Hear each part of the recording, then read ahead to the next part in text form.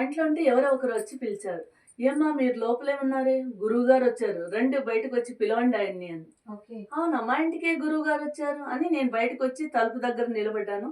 ఆ 10 అడుగుల దూరంలో ఆయన నిలబడ్డాడు. పత్రిజీ. పత్రిజీ ఓకే. సార్. నాకు తెలీదు. ఆయన తెల్ల గడ్డముంది.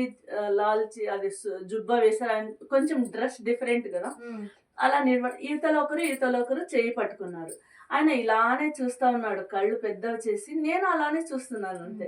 రండి సార్ అని నేను పిలిచలే. హ్మ్. నాకు నోరు రావట్లేదు ఆయన్ని చూసి. ఓకే. ఈయన ఎవరు ఇట్లా చూస్తున్నాడని నేను చూస్తున్నా అంతే. హ్మ్. ఇది జరిగింది నాకు. ఓకే. ఎప్పుడైతే సార్ పిలిచాడో నేను అక్కడ క్లాస్‌కెళ్ళాను. First class నాదది. హ్మ్. ఆ రోజు చాలా జరిగింది. రిసీవ్ చేసుకున్నారు. అక్కడ మంజునాథ్ గారికి కూడా కోటి కోటి ధన్యవాదాలండి.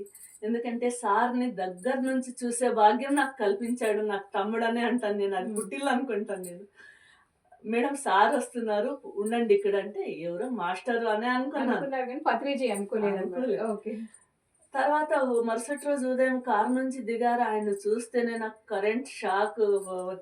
అరికాలు నుంచి తల వరకు అస్సలు షేక్ అవుతున్నా.